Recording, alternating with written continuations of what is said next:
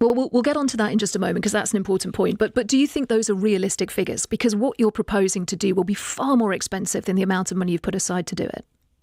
No, it won't. So you can use this. So one sense check on this. If you look at the Department of Homeland Security in America, what we are proposing and are budgeted in total as a good sense check for each enforced deportation from this country is around 15%, 15% lower than the number the DHS have published as their figure, which makes sense given we have a vastly smaller you're comparing to the America. US when the figure that we started with, which is what it costs in the UK at the moment, which is £25 billion over the same period that you're talking about spending £10 billion.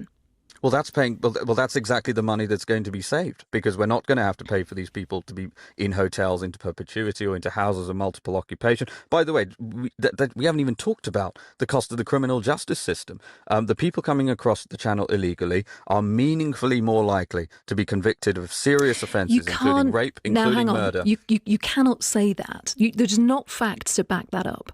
There absolutely are facts to back that up. So if you look at, for example, 22 times Afghan nationals are 22 times more likely to be convicted of a sex offence. This is the native British people. Those are government statistics, and it's not a surprise. It is not a surprise that who's a native British person, by the way? When you say native British people, what's your definition of that?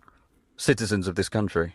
Okay. British nationals. Right. So not necessarily somebody who was born here, somebody who perhaps has gained citizenship after arriving. No, we're talking about British nationals. So yeah, that's the way the data is cut. And so look, that is not us or me casting a subjective aspersion on anybody. That is a data point from the government. So if you don't like the data point, you'd have to demonstrate how it is false. And that is why, by the way, the country has had enough of this. We've had enough. The British people have had quite enough of their goodwill being taken advantage of. Over 180,000 people have turned up on the beaches of the United Kingdom over the last 8.5 years alone without an invitation, completely illegally. That is more people than stormed the beaches of D-Day.